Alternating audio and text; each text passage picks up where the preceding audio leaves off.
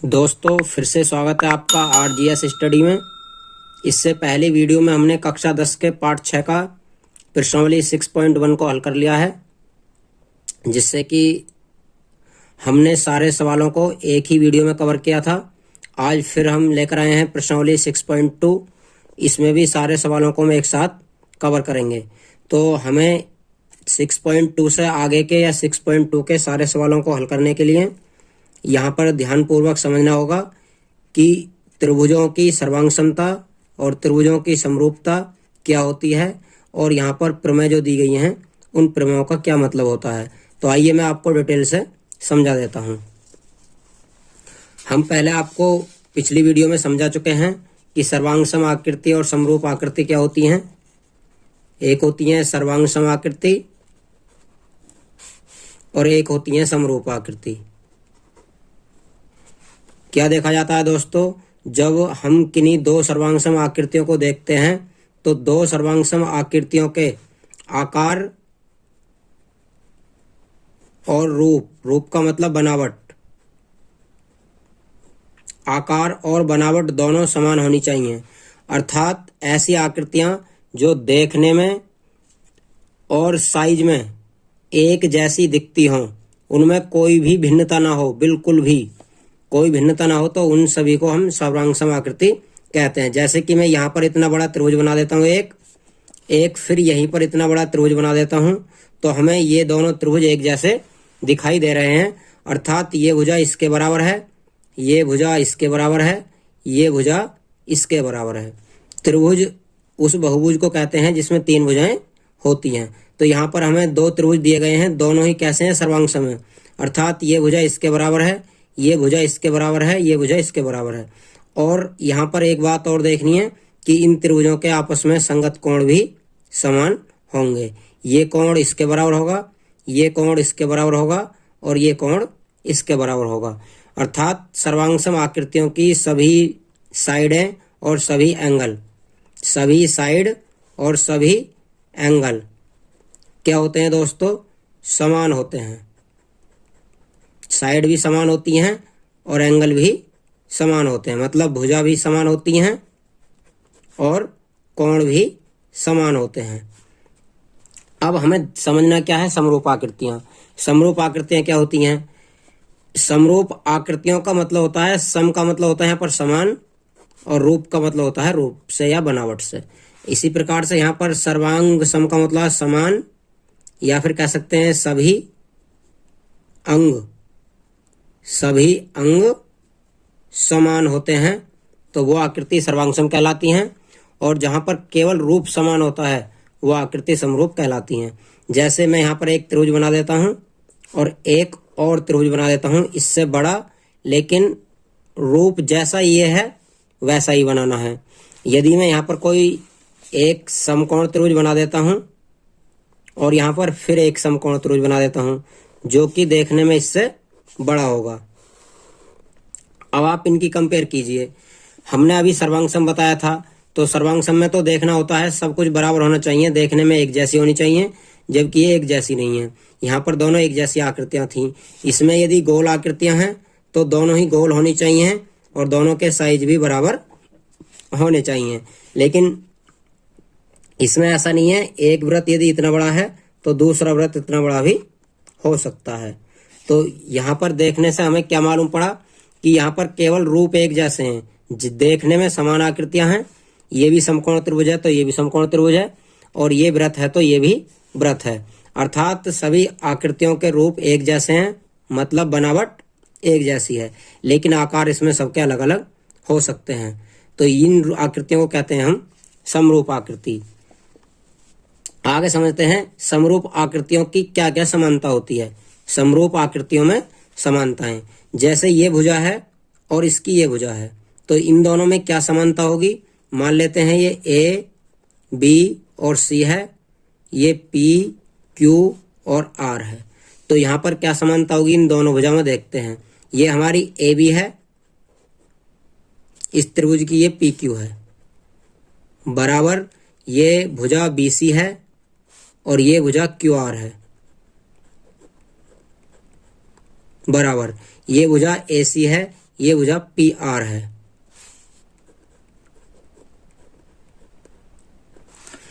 तो हमने यहाँ पर यह समझना है कि समरूप आकृतियों की भुजाएं समान नहीं होती हैं, लेकिन यदि उन आकृतियों में दोनों में कंपेयर की जाए, मतलब दोनों त्रिभुजों में आपस में कंपेयर की जाए, तो उन त्रिभुजों की भुजाओं के अनुपात सभी के बराबर होते हैं।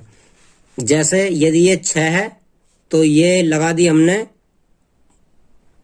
12, ये हमारी 7 है तो ये लिख दिया हमने 14, ये हमारी 5 है तो ये लिख दिया हमने 10। अर्थात हमें दिखाई दे रहा है कि ये 6 ए बी का मान और 12 पी क्यू का मान। इसी प्रकार 7 बी सी का मान, 14 हमारा क्यू आर का मान। इसी प्रकार यहाँ पर देखते हैं ए सी का मान 5 और पी आर का मान 10। सभी को काट कर देखते हैं तो इन सभी के अनुपात आपस में क्या आते हैं, बराबर, जो कि 1/2, 1/2 और 1/2 आ जाते हैं। तो यहाँ से हमें क्या प्राप्त हुआ कि समरूप आकृतियों की जो भुजाएं होती हैं वो होती हैं समानुपाती। तो यहाँ पर क्या देखना हमें, समरूप आकृतियों की भुजाएं समानुपाती होती हैं, जबकि कोणों की बात करते हैं तो कोण आपस में समान होते हैं। ये कोण इसके बराबर होगा, ये कोण इसके बराबर होगा और ये कोण इसके बराबर होगा। अर्थात यहाँ से क्या मिला हमें, जैसे इसमें मिला था भुजा समान थी, कोण भी समान थे, लेकिन इसमें क्या होता है, भुजा समानुपाती होती हैं, समानुपाती, और कोण समान होते हैं। तो यहाँ पर ये देखने को मिलता है कि भुजा समानुपाती होंगी और कोण तीनों समान होंगे। इससे आगे हम आपको समझाते हैं प्रमेय, क्योंकि बिना प्रमेय के आप अगले सवालों को नहीं कर पाएंगे। जब तक प्रमेय आपके समझ नहीं आती हैं तब तक आप सवाल नहीं कर पाएंगे। अर्थात प्रमेय को समझना अति आवश्यक है। तो हमारे पास है प्रमेय, यदि किसी त्रिभुज की एक भुजा के समांतर अन्य दो भुजाओं को भिन्न भिन्न बिंदुओं पर प्रतिच्छेद करने के लिए एक रेखा खींची जाए तो ये अन्य दो भुजाएं एक ही अनुपात में विभाजित हो जाती हैं। अब आपके कुछ भी समझ नहीं आया होगा, फिर मैंने सारी पढ़ दी है, लेकिन जब तक मैं नहीं समझाऊंगा तब तक आपके समझ आएगा भी नहीं। तो यहाँ पर मैं आपको समझाता हूँ। अब स्पष्ट कहा गया है, यदि किसी त्रिभुज की एक भुजा के समांतर, तो यहाँ पर सबसे पहले हमें दिया गया है एक त्रिभुज। तो मैं आपके सामने एक त्रिभुज बना देता हूँ। त्रिभुज चाहे कैसा ही भी हो, कोई जरूरी नहीं है कि जैसा त्रिभुज हम पहले से बनाते आ रहे हैं वैसा ही त्रिभुज हो। तो मैंने यहाँ पर एक त्रिभुज बना लिया है। अब आगे कहा गया है त्रिभुज की एक भुजा के समांतर, कोई भी एक भुजा पकड़ लेते हैं हम त्रिभुज की, चाहे इस भुजा को ले लेते हैं, चाहे इस भुजा को ले लो आप, और चाहे इस वाली भुजा को ले लेते हैं। एक भुजा के समांतर अन्य दो भुजाओं को भिन्न भिन्न बिंदुओं पर प्रतिच्छेद करने के लिए हम इस भुजा के समांतर मान लेते हैं कि यहाँ पर कोई एक रेखा खींचते हैं इसके समांतर, बिल्कुल इस तरीके से मैंने ये इस भुजा के समांतर ये खींच दी है। यहाँ पर मैं नाम भी लिख देता हूँ ए बी सी, और इसका नाम लिख देते हैं डी और ई। यहाँ पर एक और आकृति ले लेते हैं दूसरी, जो कि देखने में कुछ ऐसी होगी। यहाँ पर मैं इस भुजा के समांतर खींच देता हूँ एक लाइन यहाँ पर। अब आपको समझने में आसानी हो जाएगी। अब यहाँ पर आपको समझने में आसानी होगी क्या, भुजा के समांतर अन्य दो भुजाओं को भिन्न भिन्न, मतलब ये कहा है कि किसी एक भुजा के समांतर खींची गई है और अन्य दो भुजाओं को, यहाँ पर ए बी को और ए सी को, यहाँ पर कौन सी को, बी सी को और ए सी को, ये भुजा काटती है दो बिंदुओं पर, और यहाँ पर भी ये दो भुजा काटती है दो बिंदुओं पर, जो कि बिंदु है डी और ई। प्रतिच्छेद करने के लिए एक रेखा खींची जाए तो ये अन्य दो भुजाओं को एक ही अनुपात में विभाजित करती है।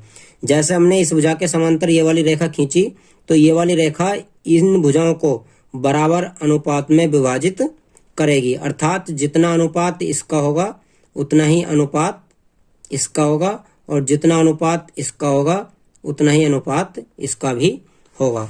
मैं आपको लिख के बता देता हूँ अनुपात होते कैसे हैं। यहाँ से ए से डी तक का एक भाग बन जाएगा ए डी, और ये नीचे डी बी तक का दूसरा भाग बन जाएगा डी बी, और इस पूरे का अनुपात किसके बराबर होगा प्रमेय के अनुसार, ए ई बटा ई सी। इस प्रकार से जो इस भुजा का अनुपात है वही इस भुजा का अनुपात यहाँ पर होगा। भुजा चाहे छोटी हो चाहे बड़ी हो, कोई सी भुजा कितनी बड़ी हो सकती है। ये नियम होता है, मतलब प्रमेय होती है कि किसी एक ही भुजा के समांतर दूसरी रेखा खींचनी है। यहाँ पर आपको समझा देता हूं मैं। ये है हमारी इस भुजा के समांतर, तो इस बार ये भुजा और ये भुजा दो भागों में बटी है। यहाँ पर भी ऐसे ही पढ़ेंगे, बी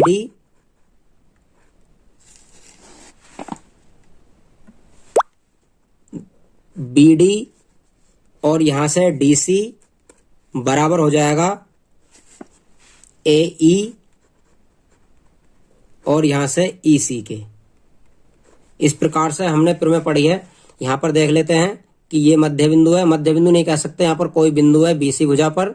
तो यहाँ पर बी डी और डी सी का अनुपात ए ई और ई सी के अनुपात के बराबर है। सेम यहाँ पर वही है, ए डी और बी डी का अनुपात ए ई और ई सी के बराबर है। अब मैं आपको एक एग्जाम्पल लेकर बता देता हूं इसका क्या तात्पर्य है। हमने ले लिया है एक त्रिभुज। इस प्रकार से कोई भी त्रिभुज कितनी भी बड़ी भुजा में कैसा ही भी बना सकते हैं।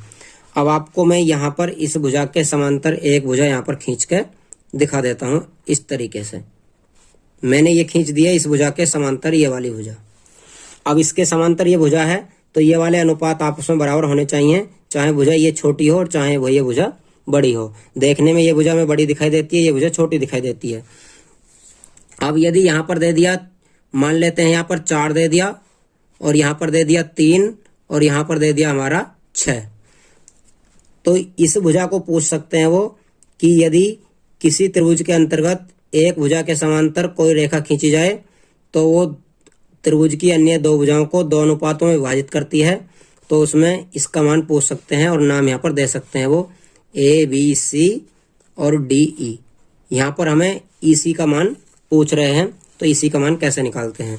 अभी बताया था कि यहाँ से यहाँ तक का अनुपात मतलब ए डी और बटा यहाँ से यहाँ तक का अनुपात बी डी बराबर किसके होगा, ए ई और बटा ई सी के। इस प्रकार से ये अनुपात आपस में दोनों बराबर होंगे और चित्र में से मान रख देंगे, बाकी इसमें कुछ करना नहीं है। हमारा है ए डी का मान 4 बटा 6 बराबर इधर है 3 और बटा ये क्या, इसका मान हमें निकालना है। यहाँ पर हम काट सकते हैं 2 से, 2 दूनी 4, 2 तिया 6, तो ये आ जाता है 2 बटा 3 बराबर 3 बटा क्या लिखो, चाहे आप ई सी भी लिख सकते हो इसके स्थान पर। अब आगे करते हैं, इसकी क्रॉस करेंगे हम, तो ये 2 और क्या का चिन्ह आ जाएगा बराबर 3 तिया 9। इसका मतलब क्या के स्थान पर 9 बटा 2 या फिर 4.5 कह सकते हैं हम। इसका मतलब होगा कि जो हमारा ईसी पॉइंट है, जो ईसी पॉइंट भुजा की लंबाई है ये 4.5 सेमी होगी। तो ये हुआ हमारा अनुपातिकता का नियम, अर्थात दोनों के अनुपात बराबर होने चाहिए।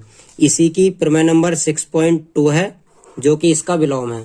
वो क्या है, वो ये कहती है कि अगर किसी भी त्रिभुज की दो भुजाएं समान अनुपात में बांटी जाएं तो उन अनुपात को बांटने वाली जो भुजा होती है वो तीसरी भुजा के समांतर होती है। तो ये इसी की विलोम है, कोई ज्यादा बड़ी नहीं है, समझने की कोई जरूरत नहीं है, केवल एक प्रमेय आप समझ लीजिए। अब यहाँ पर अभी आपको कुछ और समझना है, इसके लिए मैं फिर आपके सामने एक चित्र बना देता हूँ। ये बना दिया मैंने एक और चित्र इस तरीके से। यहाँ पर ए बी सी, ये डी और ये ई। अभी तक मैंने आपको समझाया है कि जो ये वाले अनुपात हैं ए डी और डी बी बराबर होंगे ए ई और ई सी के, लेकिन यहाँ पर हम और तरीके से भी इसे लगा सकते हैं। यहाँ पर हमें इस तरीके से भी लगा सकते हैं कि जो ये वाला अनुपात है ए डी, वो पूरे त्रिभुज, ये हुआ ए डी हमारा ऊपर वाला त्रिभुज और ये पूरा हुआ नीचे वाला त्रिभुज। ये हमारा क्या हुआ, ऊपर वाला त्रिभुज इतना, और ये हुआ यहाँ से ए बी तक नीचे वाला त्रिभुज ये इतना। तो जो ए डी का अनुपात है वो किसके बराबर होगा, ए बी के। और इधर इसी प्रकार से जो ए ई का अनुपात है वो किसके बराबर होगा, ए सी के। तो यहाँ पर हमें क्या प्राप्त हुआ, छोटे वाले त्रिभुज की भुजाओं का अनुपात और बड़े वाले त्रिभुज की भुजाओं का अनुपात बराबर होगा, अर्थात ये दोनों त्रिभुज कैसे होंगे, समरूप होंगे। तो इस प्रकार से हम इस प्रमेय को इस तरीके से भी यूज कर सकते हैं। तो आइए प्रश्नावली पर चलते हैं 6.2 पर। तो प्रश्नावली 6.2 पेज नंबर 142 पर इसका पहला सवाल हल करते हैं, जो कि हमने आपको समझा चुके हैं कि किसी भी त्रिभुज के अंतर्गत यदि दो भुजाएं आपस में समांतर होती हैं तो अन्य दो भुजाओं का अनुपात समान होता है। सेम इसमें और इसमें ये समांतर हैं, तो AD का और DB का, यहाँ पर AE का और EC का अनुपात समान होगा, और इसमें भी AD, DB, AE और EC समान होंगे। तो आइए इन्हें हल कर लेते हैं। 3-3 मिनट के या 2-2 मिनट के, 1-1 मिनट में भी आप बता सकते हैं, कोई ज़्यादा बड़े क्वेश्चन नहीं है। क्या करेंगे, प्रमेय 6.1 से इसे हल करते हैं। तो हमारे पास है एक त्रिभुज इस तरीके से दिया हुआ, यहाँ पर एक अन्य भुजा खींची गई है इसके समांतर, जो कि ये BC के समांतर है। यहाँ पर हम डाल देते हैं A, ये बिंदु दिया हमें D और E। यहाँ पर दिया है हमें, इनके मान रख लेंगे जो भी दिए हैं। AD का मान दिया है 1.5, AE का मान दिया है 1 सेमी, और ये DB का मान दिया है 3 सेमी, और यहाँ पर हमें EC का मान नहीं दिया है, क्योंकि हमसे EC का मान ही पूछा है। अब हल करते हैं। इसे हल करने के लिए वही प्रमेय लगाएंगे। तो AD बटा DB और बराबर हो जाता है AE बटा इधर EC। यहाँ से वैल्यू रखते हैं, तो इसकी वैल्यू है 1.5/3, इधर वैल्यू है 1/EC ही रहेगा। यहाँ से आप पॉइंट हटाकर 0 बढ़ा सकते हैं। ये 15 कम 15, 15 दूनी 30, 1/2 बराबर हो जाएगा 1/EC, या फिर EC बराबर हो जाएगा 2 सेमी। इसका मतलब ये हुआ कि जो EC है हमारी चित्र नंबर 1 में कितनी होगी, 2 सेमी होगी। इसी प्रकार से चित्र नंबर 2 दिया गया है, चित्र 2 से हल करते हैं।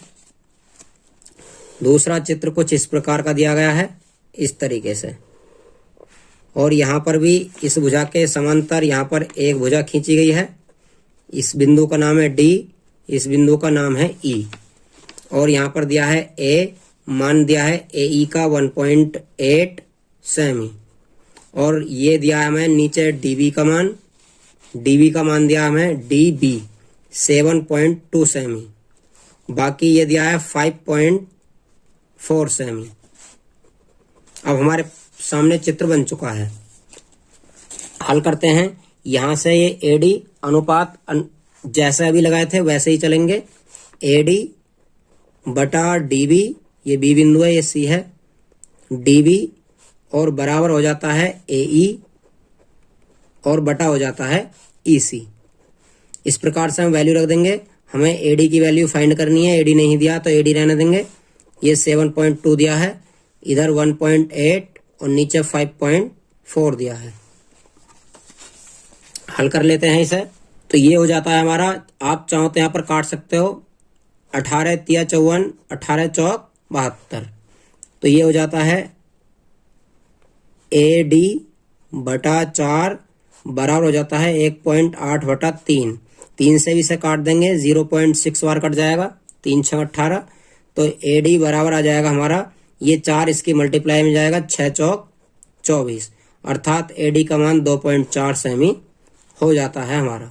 तो इस प्रकार से हम इन सवालों को चुटकियों में हल कर देंगे, क्योंकि इन सवालों में कुछ रखा नहीं है, बहुत ही आसान सवाल हैं। तो सवाल नंबर 2 करते हैं। सवाल नंबर 2 है हमारा, किसी त्रिभुज PQR की भुजाओं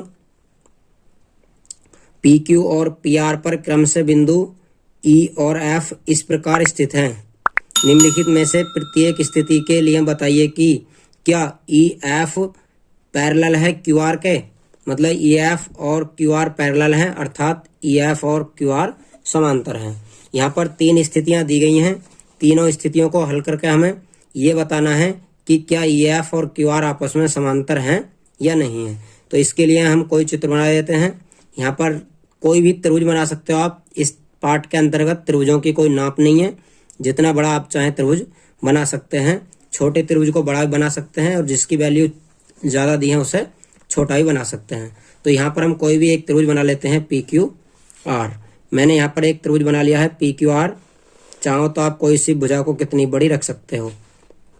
ये हुआ पी, ये हुआ क्यू, ये हुआ आर।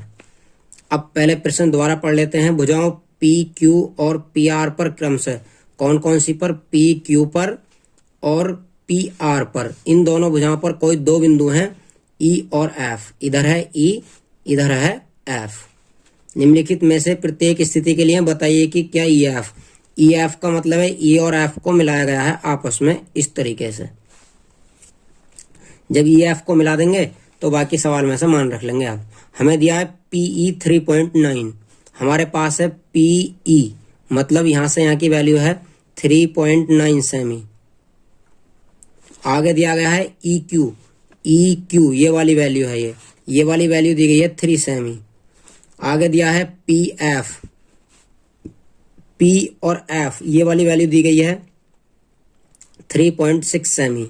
और दिया गया है एफ आर ये वाली वैल्यू दी गई है 2.4 सेमी। तो इस प्रकार से हमें चारों वैल्यू त्रिभुज में दे दी गई हैं। हमें केवल अनुपात रखकर बराबर लेकर आने हैं। यदि ये दोनों अनुपात बराबर आते हैं तो ये वाली भुजा ई एफ इस वाली भुजा क्यू आर के बराबर होगी, अन्यथा नहीं होगी। तो चलिए निकाल लेते हैं इनके अनुपात। पहला अनुपात पीई बटा ई क्यू हो जाएगा। इधर का अनुपात पी एफ बटा एफ आर हो जाएगा।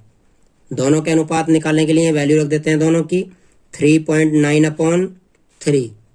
ये इसका रेशियो 3.9/3 का रेशियो 3.6 और 2.4 के बराबर होना चाहिए। यहाँ से हम पॉइंट हटा देंगे, 0 बढ़ जाएगा। यहाँ से 3 ये पॉइंट हट जाएगा, 3 के बीच का और 2 के बीच का। यहाँ से बचता है हमारा 39/30। यहाँ से बचता है हमारा 36/24। तो इन सभी संख्याओं को काट लेते हैं आपस में। आप कोई सी भी संख्या किसी से भी काट सकते हैं यहाँ पर। तो यहाँ पर कर सकते हैं हम, पहले इन दोनों को काट लेते हैं। 6 चौक 24 और 6 छंग 36। इसे काटेंगे तो 3 से कटेगा, ये 3 से ये 13 तिया 39 और 3 से कट जाएगा 3 धाई 30। तो ये आ जाता है हमारा 13/10 बराबर आ जाता है 6/4 है। अभी इसे आप एक बार और भी काट सकते हो इस प्रकार से, 2 तिया 6 और 2 दूनी 4। तो ये आ जाता है 13/10 बराबर आ जाता है 3/2 के। अब आपको खुद ही पता लग गया होगा कि इनके अनुपात समान है या नहीं है, क्योंकि हमें दिखाई दे रहा है 13/10 जबकि इधर दिखाई दे रहा है 3/2। तो ये आपस में अनुपात समान नहीं है। और जब अनुपात समान नहीं है तो आप कह सकते हैं कि जो हमारा ये ई एफ भुजा है ये क्यू आर के समांतर नहीं है। तो यहाँ पर लिख देंगे चूंकि 13/10 बराबर नहीं है, इक्वल नहीं है 3/2 के, इसलिए ई एफ पैरेलल नहीं है। यहाँ पर भी काट देंगे ऐसे, किसके, क्यू आर के। तो ये हमारा पहला आंसर इस प्रकार से आ जाता है पहले पॉइंट का। क्योंकि ये अनुपात बराबर नहीं है इसलिए ई और एफ भी आपस में ये समांतर नहीं होंगे। नेक्स्ट इसी का करते हैं। नेक्स्ट पॉइंट में वैल्यू दी गई है हमारी ये वाली पीई 4 है। तो एक त्रिभुज इसके लिए फिर बनाना पड़ेगा हमें। बना लेते हैं त्रिभुज।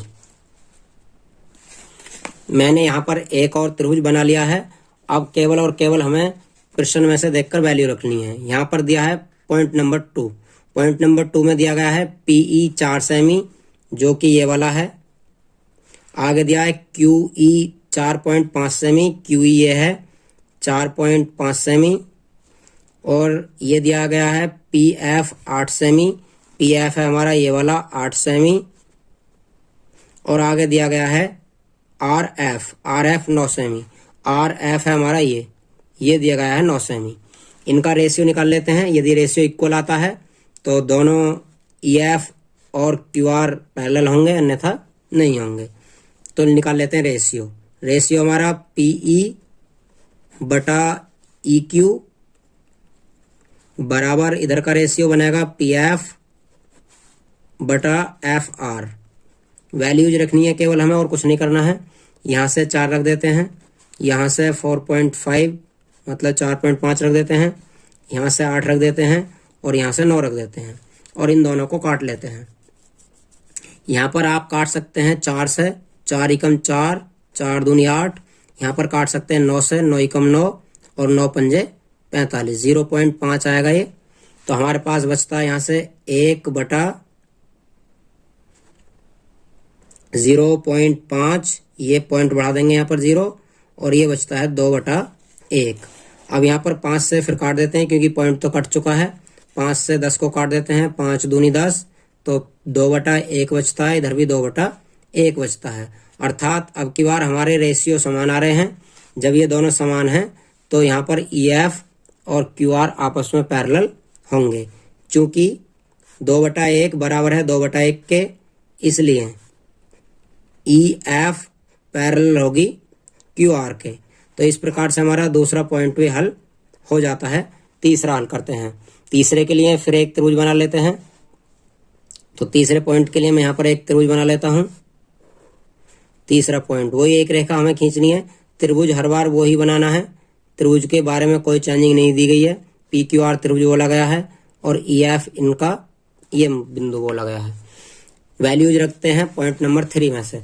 तो पॉइंट नंबर 3 हमें दिया गया है पी क्यू बराबर 1.28 सेमी।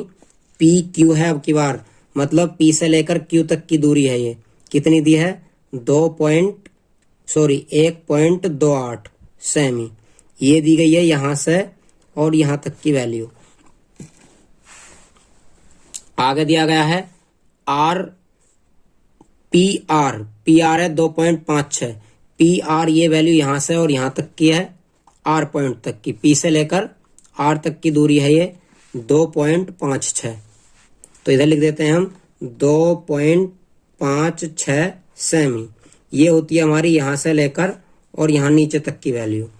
आगे दिया गया है पीई, पी और ई दिया गया है ये वाला वैल्यू। तो ये है हमारा 0.18 सेमी। और आगे दिया गया है पी एफ, पी एफ है हमारा ये वाली वैल्यू 0.36। ये वैल्यूज हमें दी गई हैं। हमने सारी वैल्यूज चित्र में सजा ली हैं, प्रश्न में से उतार कर। अब वही अनुपात लगाते हैं जो पहले लगाया था। अभी मैंने प्रमेय बताने के बाद कुछ बताया था। ये बताया था कि यदि ऊपर वाली भुजाओं का अनुपात दिया गया है तो पूरी भुजा का अनुपात भी उसके बराबर होता है। अर्थात यहाँ पर लगाएंगे हम पीई बटा पी क्यू। यहाँ पर कौन कौन से लगा रहे हैं हम? पीई ऊपर वाला पहले लगाते थे पीई बटा ई क्यू, यहाँ पर लगा रहे हैं पीई बटा पी क्यू। पूरा भी लगा सकते हैं जैसा कि मैंने आपको बताया था। इधर भी ऐसे करेंगे पी एफ बटा पी आर। ये ध्यान रखना होगा कि जैसे रेशियो इधर लिए गए हैं, अनुपात इधर लिए गए हैं, वैसे ही अनुपात इधर भी लेने होंगे। वैल्यू रख देते हैं। पी की वैल्यू है 0.18 अपॉन पी क्यू की वैल्यू है 1.28 is equal to P F की वैल्यू है 0.36 और पी आर की वैल्यू है 2.56। यहाँ पर पॉइंट से पॉइंट हट जाएंगे सभी। हमारे पास बचते हैं 18 बटा 128, इधर से बचता है 36 बटा 256। तो आप यहाँ पर इन दोनों को आपस में काट लेंगे। किसी को भी किसी से काट सकते हैं, लेकिन ध्यान रखना है ऐसे क्रॉस नहीं काटते हैं। केवल ऊपर वाले से ऊपर वाला काटना होता है, नीचे वाले से नीचे वाला काटना होता है। और एक ही साइड में काटने हैं तो ऊपर वाले से नीचे वाला काट देते हैं। जैसे कि 18 कम 18, 18 दूनी 36, इससे इसे काट लेंगे। यहाँ से काट लेंगे 16 अट्ठे 128 और 16 से 16 सोलियम 256 होते हैं। और एक बार काट देंगे 8 एकम 8, 8 दूनी 16 और यहाँ पर 2 से 2 भी कट जाएगा। तो हमारे पास बचता है 1/1, इधर भी बचता है 1/1। इस प्रकार से हमारी दोनों रेशियो बराबर आ जाती हैं। और जब दोनों रेशियो बराबर हैं तो लिख देंगे चूंकि, यहाँ पर लिखेंगे चूंकि 1/1 बराबर है 1/1 के, इसलिए ये बिंदु फालतू लगा हुआ है। इसलिए ई एफ पैरेलल होगी पी क्यू के। जो हमारी ई एफ है, ई एफ यहाँ पर ई एफ लिखा हुआ है, ई एफ पैरेलल होगी पी क्यू के, मतलब ये वाली ई एफ भुजा इसके समांतर होगी क्योंकि इनके अनुपात बराबर हमने निकाल लिया है। ये इस प्रकार से हमारा सवाल नंबर 2 कंप्लीट हो जाता है। सवाल नंबर 3 करते हैं। प्रश्न नंबर 3 है हमारा आकृति 6.18 में 6.18 बोला गया है यहाँ पर, तो 6.18 आकृति इधर दी गई है। इस आकृति की बात कर रहे हैं, इसका तात्पर्य यह है में यदि L M parallel C B, L M और सी बी आपस में समांतर हैं, एल एन और सी डी आपस में समांतर हैं, तो सिद्ध कीजिए ए एम बटा ए बी बराबर ए एन बटा ए डी। तो हम इस आकृति को पहले अपने पेज पर बना लेते हैं जल्दी जल्दी। यहाँ पर एक भुजा सीधी दी गई है, एक बिंदु यहाँ पर दिया गया है और एक बिंदु इधर यहाँ पर दिया गया है। इसे इससे मिलाया गया है और इस वाली भुजा को इससे मिलाया गया है। इसके समांतर एक यहाँ पर लाइन खींची गई है, इसके समांतर एक यहाँ पर लाइन खींची गई है। तो इस प्रकार से हमें यह आकृति दी गई है। यहाँ पर बिंदु दिया गया है बी, यहाँ पर दिया गया है एम, यहाँ पर ए, यहाँ पर एन, यहाँ पर एल, ये सी और ये डी। अब हम अपनी आकृति से इसे हल करते हैं। प्रश्न हमने पढ़ लिया है कि एल एम, ये वाला जो एल एम है वो समांतर है बी सी के, और आगे दिया है एल एन, जो ये वाला एल एन है वो समांतर है सी डी के। तो हल करते हैं इसे। यहाँ पर जो जो चीजें दी होती हैं पहले उसे लिख देते हैं हम। दिया है, क्या दिया है हमें कि एल एम पैरेलल दिया है बी सी के और एल एन पैरेलल दिया है, एल एन पैरेलल दिया है सी डी के। ये दो चीजें दी गई हैं, हमें जो सिद्ध करना है वो लिख देते हैं। सिद्ध करना है, सिद्ध ये करना है, देख लीजिए आप, हमें ये सिद्ध करना है। यहाँ पर ए बी ए एम बटा ए बी बराबर करना है ए एन बटा ए डी। ये हमें यहाँ पर प्रूफ करना है। तो इसे प्रूफ करने के लिए हम करते क्या हैं, अब समझना है हमें प्रश्न। यहाँ पर आपको दिया गया है कि ये भुजा इसके समांतर है। अब आप इस त्रिभुज को, नीचे वाले इतने त्रिभुज को आप भूल जाइए कि नीचे क्या दिया गया है। आप केवल यहाँ पर ध्यान देंगे इन वाली लाइनों पर। तो आपको केवल इस लाइन पर और इस लाइन पर ध्यान देना है कि ये भुजा इसके समांतर है। नीचे वाला ऐसा मान लीजिए कि अभी त्रिभुज नहीं है। तो यहाँ से देखते हैं हम ए एल और ए सी की जो रेशियो होगा, अनुपात होगा, वो ए एम और ए बी के बराबर होगा, जो कि हमने अभी पढ़ा था पूरे त्रिभुजों में, जो प्रमेय नंबर 6.1 पढ़ी थी। तो इस त्रिभुज में नियम लगा देते हैं, यहाँ पर डाल देते हैं प्रूफ। हम जो भी प्रूफ करना चाहते हैं वो लगाएंगे। कौन से त्रिभुज में करते हैं हम? ए बी सी में, ए बी सी में, त्रिभुज ए बी सी में कौन समांतर है? M L. तो यहां पर हम लगा देंगे ए एम, जो हमारा ये है ए एम, और बटा हो जाएगा ए बी। यहाँ पर ध्यान से समझना है आपको। इस त्रिभुज को आप चाहो तो ऐसे घुमा सकते हो। अब आपको ये दिखाई दे रहा होगा कि ये इसके समांतर है। तो हमारा ये हो जाएगा यहाँ से ए एम बटा ए बी, इसी प्रकार ये हो जाएगा ए एल बटा ए सी, ये हो जाएगा ए एल बटा ए सी। तो यहाँ पर हमने घुमा कर आपको दिखा दिया आकृति। अब मान रखते हैं पुनः, बराबर रख देंगे। यहाँ पर किसके बराबर होगा? ये दूसरे त्रिभुज की दूसरी वाली भुजाओं के। ये हुआ ए एम बटा ए बी, तो इधर के बराबर होगा ए एल बटा ए सी के, ए एल बटा ए सी। यहाँ पर इक्वेशन नंबर 1 डाल देते हैं। यहाँ पर लगाया था त्रिभुज ए बी सी में, अब नीचे ए डी सी में लगाएंगे, निचले वाले में। पुनः लिख देंगे यहाँ पर, पुनः त्रिभुज ए डी सी में। और जब त्रिभुज ए डी सी में हम निकालेंगे तो ये हमारा एक ट्रायंगल अलग है, इतने त्रिभुज में जब निकालेंगे तो ये भुजा इसके समांतर है, इसलिए ए एन बटा ए डी बराबर होगा ए एल बटा ए सी के। ए एल बटा ए सी दोनों आपस में बराबर होंगे।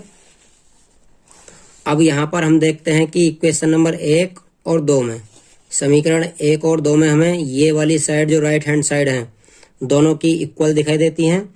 जब इक्वल साइड है ये तो इधर वाली भी इक्वल होंगी, अर्थात दो समीकरणों की यदि एक साइड बराबर होती हैं तो दूसरी साइड भी बराबर होती हैं। यहाँ पर लिख देंगे समीकरण 1 व 2 से, 1 व 2 से लिख देंगे यहाँ पर, और ये लिख देंगे ए एम बटा ए बी, और ये साइड दोनों बराबर हैं तो ये आपस में कट जाएंगी, इसलिए यही बचेंगी ए एम बटा ए बी बराबर ए एन बटा ए डी के। इस प्रकार से हमारा सवाल नंबर 3 भी हल हो जाता है। कोई ज़्यादा बड़ा सवाल नहीं था, बहुत आसान था। नेक्स्ट सवाल, तो सवाल नंबर 4 में हमें दी गई है ये एक आकृति, लिखा हुआ है आकृति 6.19 में डीई समांतर एसी और डीएफ समांतर एई है। सिद्ध कीजिए कि बी एफ बटा एफ ई बराबर होगा बीई बटा ईसी के। तो आइए आकृति को बना लेते हैं और सॉल्यूशन शुरू करते हैं। यहाँ पर हमें एक आकृति दी गई है, ये और ये, इसमें एक भुजा ये समांतर दी गई है, यहाँ से यहाँ की ओर को, यहाँ से एक भुजा और खींची गई है, फिर यहाँ से एक भुजा खींची गई है।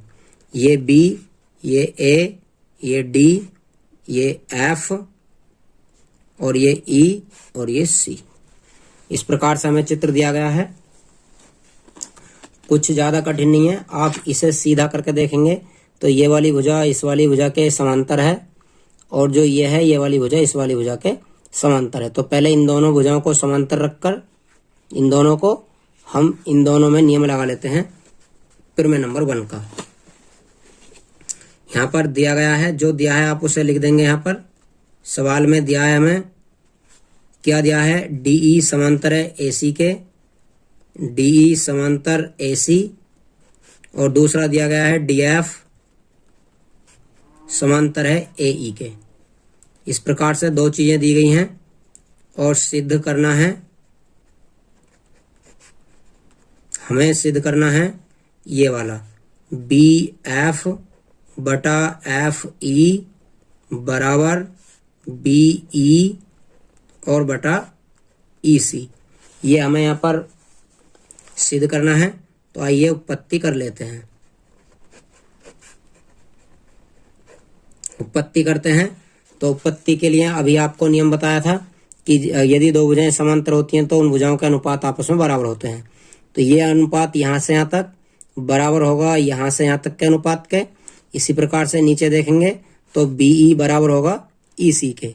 यहीं से लगा देते हैं नियम, इधर से बी डी बटा डी ए, त्रिभुज ए बी और सी में,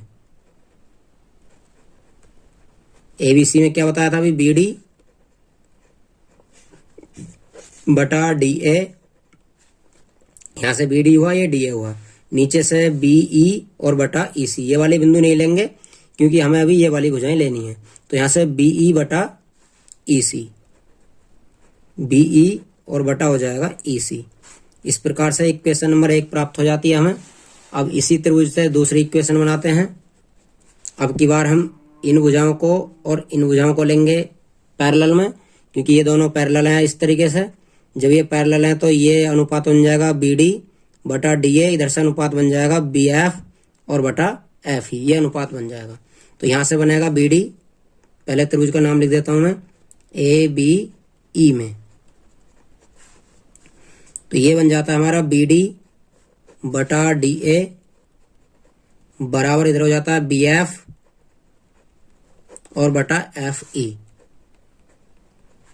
इस प्रकार से हमारे दो समीकरण बन जाते हैं। जब दोनों समीकरणों की हम कंपेयर करते हैं, इस वाले समीकरण की कंपेयर इस वाले समीकरण से करनी है, तो इधर देखते हैं बी डी बटा डी ए, बी डी बटा डी ए दोनों ही आपस में समान हैं, इसलिए बी डी बटा डी ए से बी डी बटा डी ए कट जाएगा, तो ये वाले हमारे बच जाएंगे।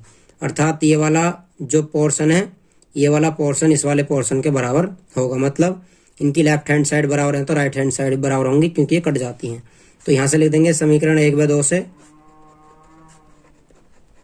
1/2 से, और समीकरण, तो हमारा समीकरण 1/2 से हो जाता है। ये दोनों कटने के बाद ये बचता है यहाँ से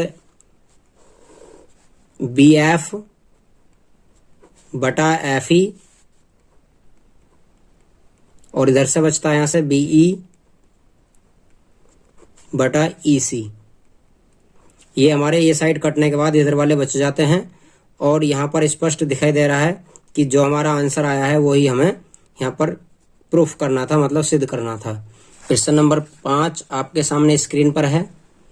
आकृति 6.20 में, अर्थात इस वाली आकृति में कह रहे हैं ये DE पैरेलल OQ और DF पैरेलल OR। देख लेते हैं, उन्होंने कहा DE और किसके पैरेलल है, OQ के, तो ये वाली भुजा हमारी इसके पैरेलल है, उन्होंने बिल्कुल सही कहा है। सेम इधर पहुंचते हैं, तो इधर लिखा हुआ है DF पैरेलल OR।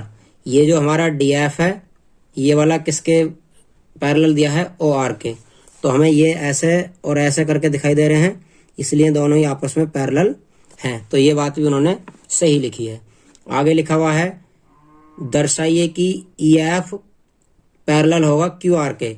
दर्शाना क्या है, जो ये वाला EF है, ये EF वो इस QR के पैरेलल होगा, ये हमें दर्शाना है, इसलिए हम यहाँ पर अभी कोई चिन्ह नहीं लगा रहे हैं, ये खुद ही आ जाएगा।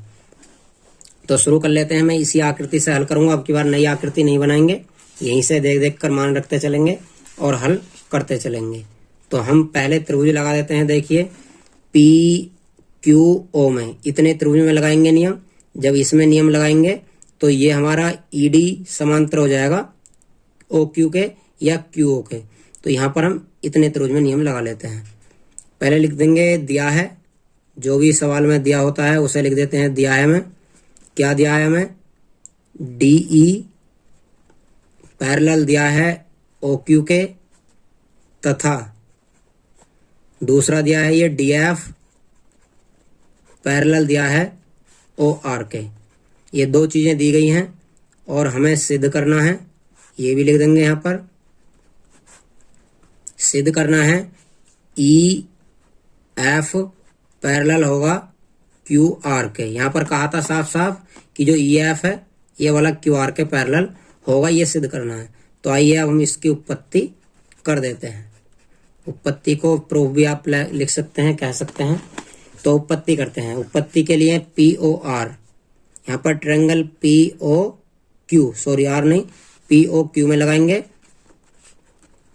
तो क्या हो जाता है, POQ में वही ये हो जाएंगे, यहाँ से यहाँ तक के अनुपात बराबर हो जाएंगे। तो इधर से शुरू करते हैं PE बटा, ये है PE बटा EQ बराबर, इधर हो जाते हैं हमारे PD बटा DO, PD बटा नीचे DO तक। ये इक्वेशन 1 मान लेते हैं। इसी प्रकार से इक्वेशन सेकंड बनाएंगे इसी में से। तो इक्वेशन सेकंड बनाने के लिए हमें इस वाले त्रिभुज में नियम यहाँ पर लगाना होगा, और इस त्रिभुज में यदि नियम लगाते हैं तो ये वाला इतना और ये वाला इतना आपस में बराबर होगा। तो यहाँ पर लिख देते हैं पुनः त्रिभुज POR में, POR में यहाँ पर इतना और लिख देते हैं कि ED, आगे लिखो या ना लिखो इससे कोई नहीं है, लेकिन क्योंकि हम ऊपर लिख चुके हैं तो POR में लगाएंगे इधर वाले त्रिभुज में। POR में DF समांतर है OR के, DF पैरेलल है OR के। तो यहाँ पर हो जाएगा हमारा PF बटा FR, PF सॉरी दिख नहीं रहा यहाँ पे, तो मैं थोड़ा ऊपर कर देता हूँ लेकिन फिर चित्र नहीं दिखेगा। PF बटा FR बराबर, आगे दिखाते हैं, ये हुआ PF बटा FR और इधर से हो जाएगा PD बटा DO। ये हो जाता है PD बटा नीचे का भाग हो जाएगा DO। समीकरण हो जाती है 2 अब हमें कुछ नहीं देखना है, समीकरण दोनों की कंपेयर करनी है। जब दोनों समीकरणों की कंपेयर करेंगे तो ये पी डी, ये डी ओ, ये पी डी, ये डी ओ, ये आपस में दोनों कैंसिल हो जाते हैं। जब ये कैंसिल हो जाते हैं तो हमारे बचेंगे ये वाले। लिख देंगे समीकरण 1 व समीकरण 2 से। समीकरण 1 और 2 से करेंगे, ये काटने के बाद बचेंगे पीई बटा ई क्यू बराबर हो जाता है पीडी और बटा डी ओ। सॉरी, पीडी बटा डी ओ तो कट जाएंगे, ये बचेगा पीएफ बटा एफ आर। तो इस रेशियो को मैं ऊपर लिख देता हूं ताकि हमें चित्र में कंपेयर करनी होगी। यहां से देख देख कर इस रेशियो को लिख देते हैं हम। यहां पर हमारे पास बचा है पीई बटा ई क्यू, जो कि मैं ये लिखा हुआ है, और बराबर ये एफ पी एफ और बटा नीचे एफ आर। अब आपको त्रिभुज से कंपेयर करवाते हैं जो दिया गया है। अब हमारे पास जो आकृति दी गई है वो है ये, और हमारा आया है इतना।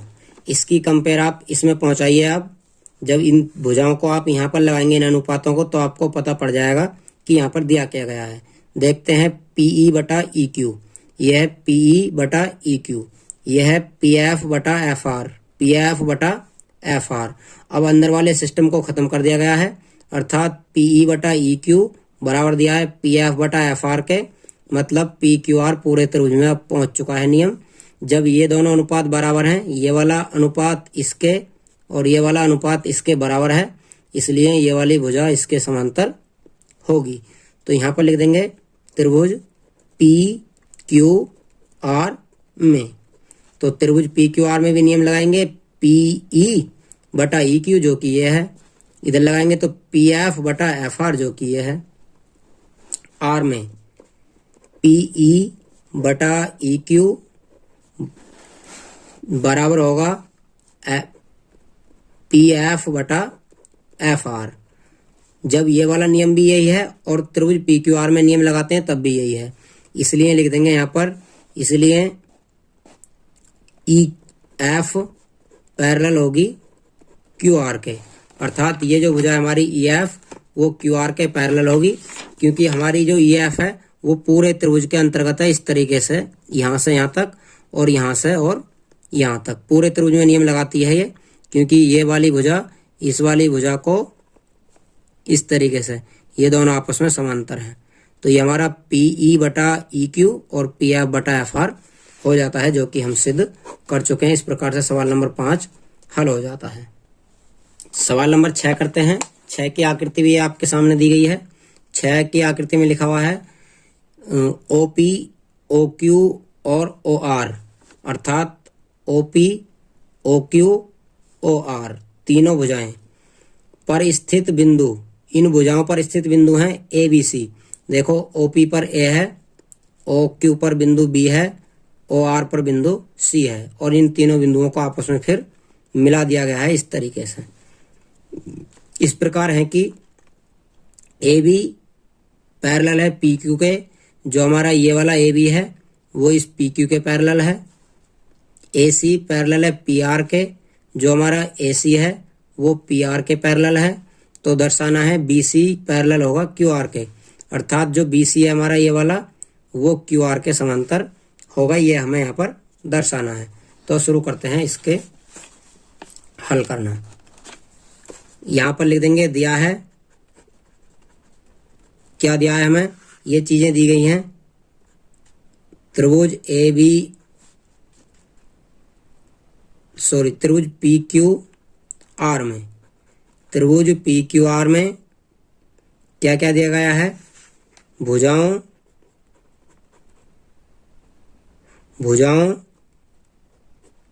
किस किस के, O P comma O Q व ओ आर पर तीन बिंदु ए बी व सी, ए बी व सी इस प्रकार इस प्रकार स्थित हैं,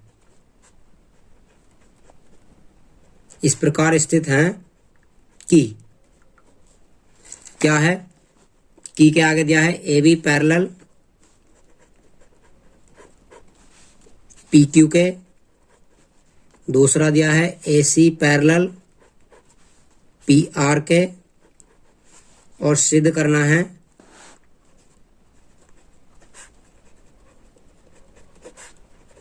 हमें जो सिद्ध करना है वो सिद्ध करना है यहाँ पर ए सी नहीं sorry B C Q R के पैरेलल है। कौन, बी सी पैरेलल है क्यू आर के, ये हमें सिद्ध करना है। तो चित्र पर चलते हैं हम।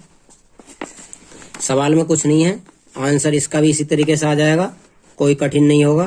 तो यहाँ पर पहले इतने त्रिभुज में नियम लगाते हैं। ये दिया है हमें ए बी पैरेलल दिया है किसके, पी क्यू के। क्या दिया है, ए बी पैरेलल है पी क्यू के। जब ये वाली भुजा इसके समांतर है इतने त्रिभुज में, केवल इस त्रिभुज की बात करेंगे हम, यहाँ से इतने की, आप ध्यान से देखेंगे। पी ओ क्यू की बात करेंगे तो पी ओ क्यू में जो ये वाली भुजा इसके समांतर है तो नियम लग जाएगा ओ ए बटा ओ पी, इधर से हो जाएगा ओ बी बटा ओ क्यू। आप चाहो तो आधा आधा लगा लेंगे। तो उत्पत्ति डाल देते हैं, उत्पत्ति। अब शुरू करते हैं यहाँ से। अब आपको चित्र दिखाई कम देगा इसलिए मैं यहाँ पर कर देता हूँ, इधर करते हैं।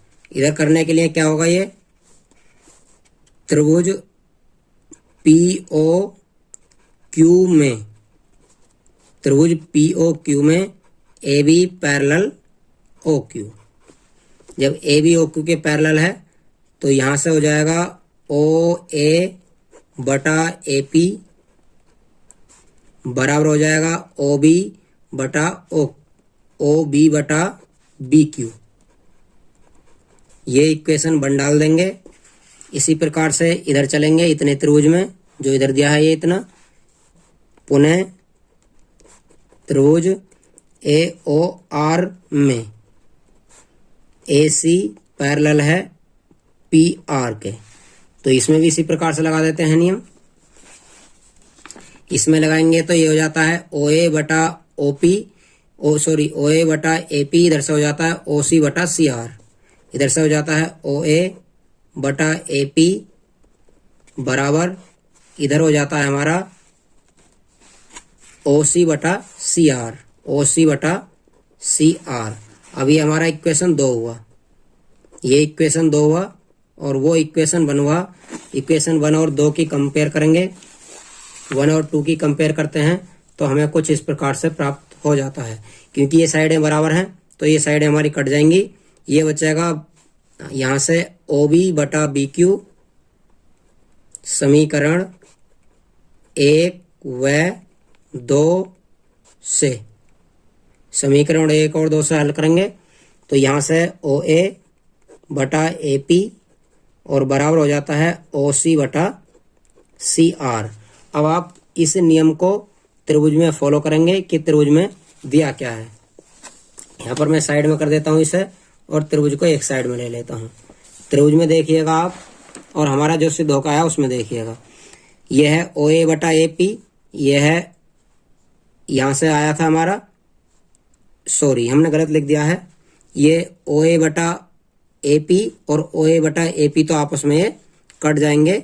जब कंपेयर करेंगे तो ये इधर वाले बचेंगे ओ बी बटा बी क्यू और यहाँ से बचेंगे ओ सी बटा सी आर, क्योंकि ये दोनों आपस में बराबर हैं। तो ये वाला जो लिखा गया हमसे गलत लिखा गया है, यहाँ से ये लिखा जाएगा ओ बी बटा बी क्यू, तो ये लिखा जाएगा ओ बी बटा बी क्यू बराबर ओ सी बटा C are.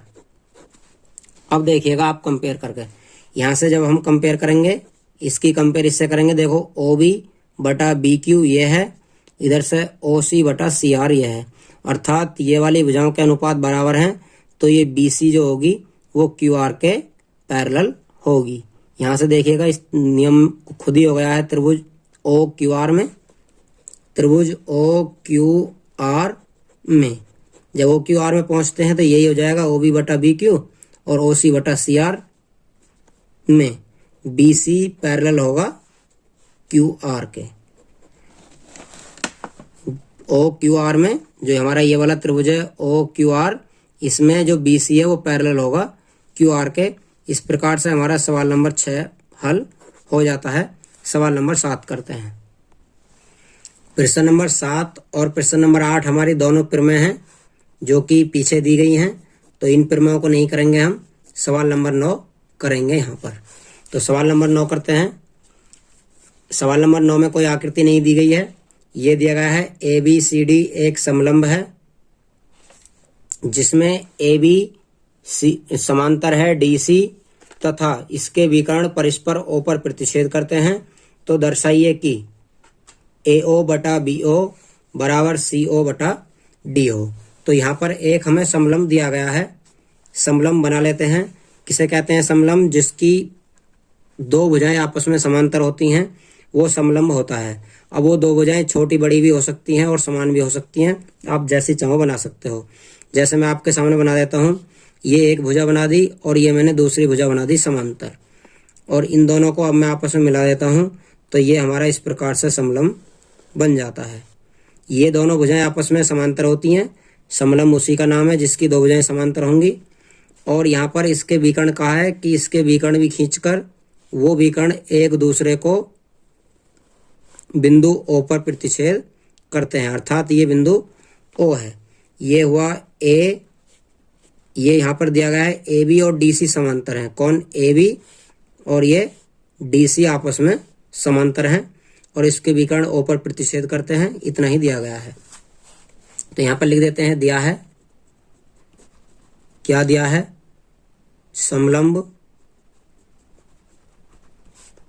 समलंब A B C D में ए बी पैरेलल कौन? A B parallel D C. इतना दिया गया है। सिद्ध करना है हमें, सिद्ध करना है हमें ये ए ओ बटा बी ओ बराबर सी ओ और बटा डी ओ। ये हमें सिद्ध करना है। यहाँ पर एक हेडिंग और बढ़ेगा, रचना, क्योंकि यहाँ पर हमें यहाँ से यहाँ पर एक रचना के लिए एक लाइन खींचनी होगी। इसको मान लेंगे हम A B C D E मान लेते हैं। रचना में लिख देंगे। यहाँ पर हम क्या लिखेंगे ये देखना है। ये ई ओ जो खींचा है मैंने, ये यहाँ पर ए बी के समांतर है। और आप नीचे से देखेंगे क्योंकि ये दोनों आपस में समांतर हैं तो ये वाला डी सी के भी समांतर होगा। तो यहाँ पर लिख देंगे रचना में ए बी के समांतर ई ओ खींची।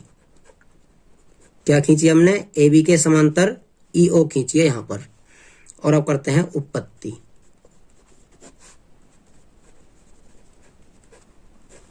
उत्पत्ति करते हैं। अब इसके लिए आपको समझना क्या होगा।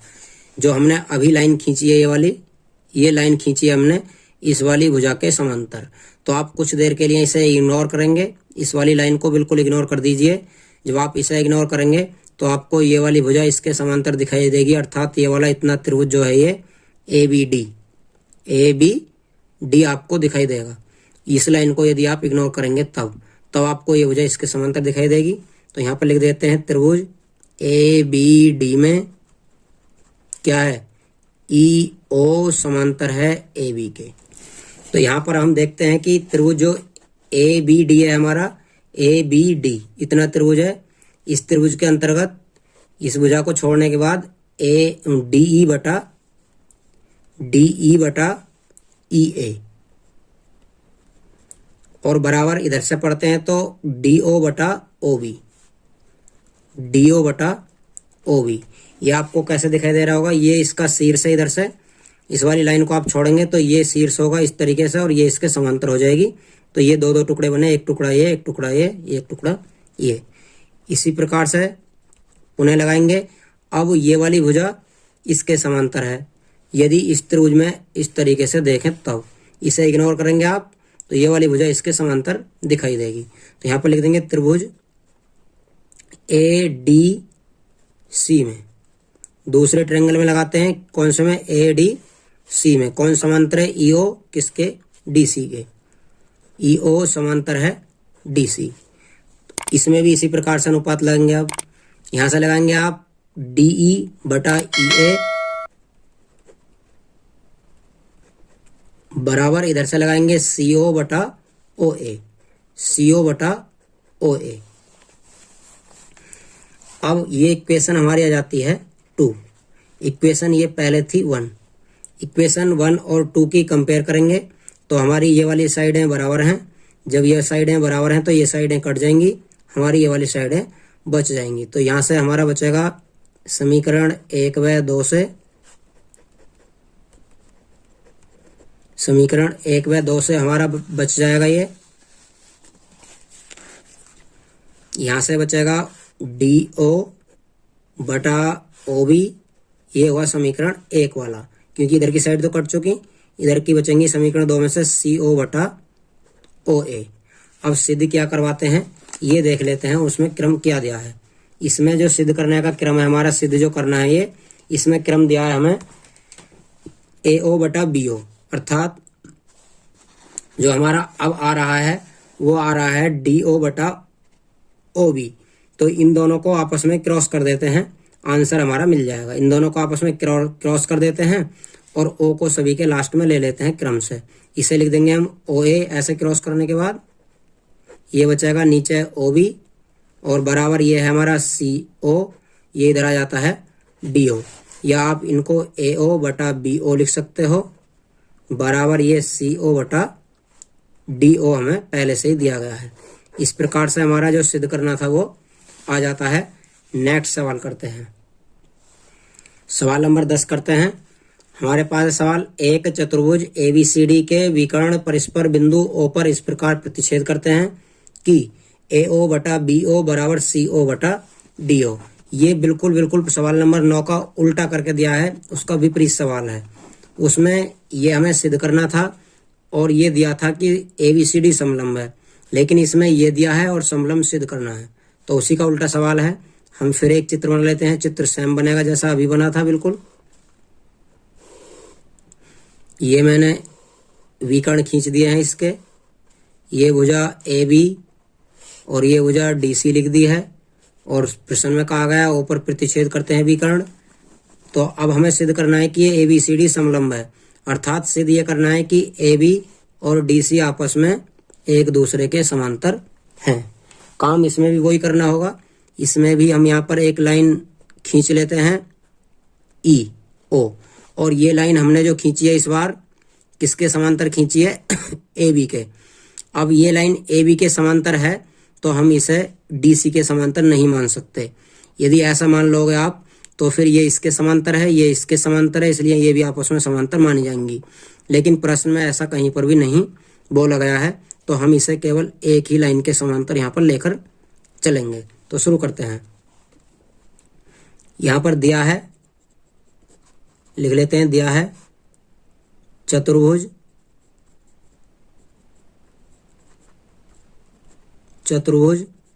ABCD के विकर्ण O पर प्रतिच्छेद करते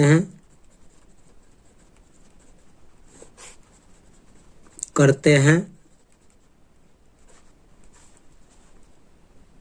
तथा AO बटा BO बराबर CO बटा DO, ये हमें दिया है।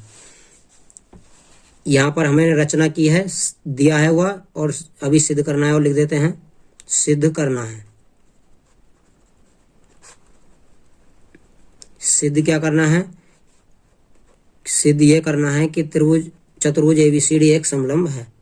सिद्ध में लिख देंगे ABCD समलंब है।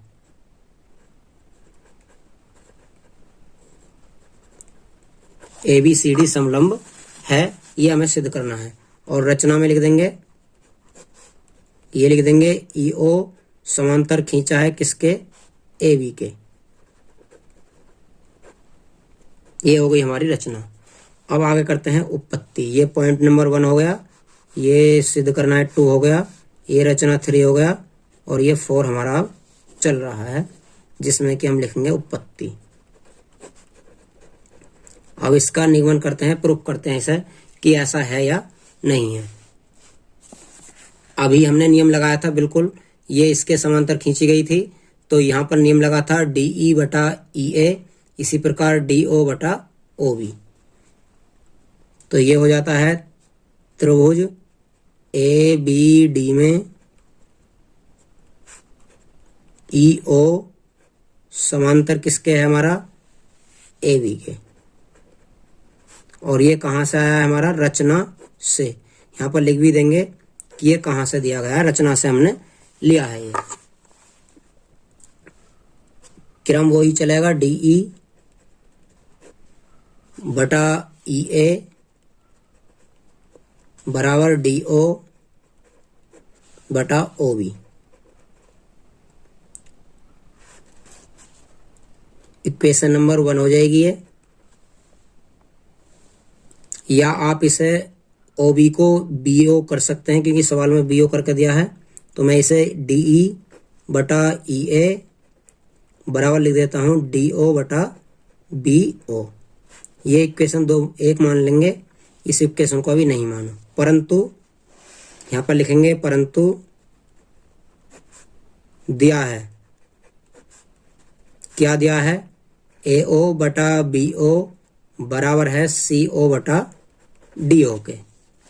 यहाँ से हम देखते हैं कि इक्वेशन में हमारा आया है DO बटा BO, तो यहाँ से भी DO बटा BO का ही हमें मान चाहिए।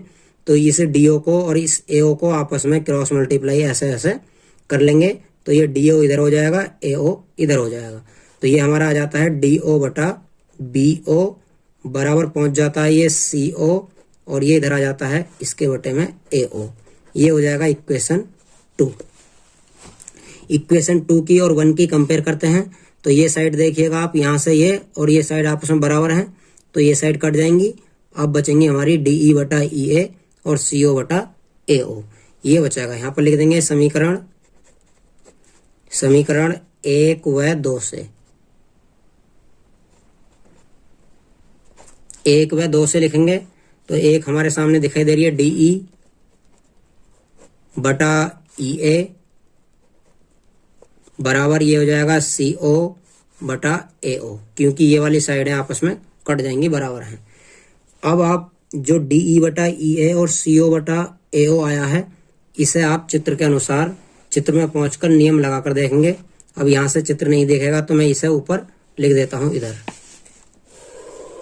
क्या आया हमारा, DE बटा EA बराबर आया है CO बटा AO। अब इसे आप चित्र के अनुसार कंपेयर करके देखेंगे तो पहुंचिएगा, यह है DE बटा EA, इधर है CO बटा AO, ये CO बटा AO ये हुआ। मतलब DE बटा EA CO बटा AO, तो इस इतने त्रिभुज में नहीं आ गया ये। जब इस त्रिभुज में आ जाएगा तो इसका मतलब है कि ये वाली भुजा इसके समांतर होगी। क्यों? क्योंकि इन दोनों भुजाओं के अनुपात आपस में बराबर हैं। जब इनके रेशियो इक्वल होते हैं, इस वाली भुजा का रेशियो इस वाली भुजा के रेशियो के इक्वल होता है, तो ये वाली भुजा इसके समांतर होती है। यहाँ पर मैं लिख देता हूँ त्रिभुज ADC में, त्रिभुज ADC में क्या आया है हमारा, DE बटा EA बराबर लिया है हमने CO बटा AO। तो यहाँ पर लिख देंगे, इसलिए EO